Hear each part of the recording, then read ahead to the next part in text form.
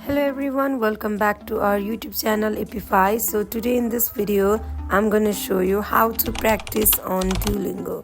So without getting further delay, let's jump into our video. First of all, open up Duolingo app. Make sure you have already downloaded it. Now in order to practice, you need to go to this icon on top left corner.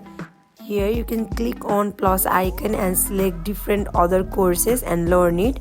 For now, let me select English and it will give me many tasks. I need to complete it. So in this way I can practice. When I tap on start, it will ask me different questions. So it is on process, so have patience. So you can see that it is giving me one sentence. I need to read it and give the answer of the question. The question is, what does arrival mean? I need to select the answer from these options. You can select your answer. To select, simply tap on the answer. Let me select staying at a place. Simply tap on it and then tap on check button. It will check either your answer is wrong or right. So in this way you can practice on Duolingo.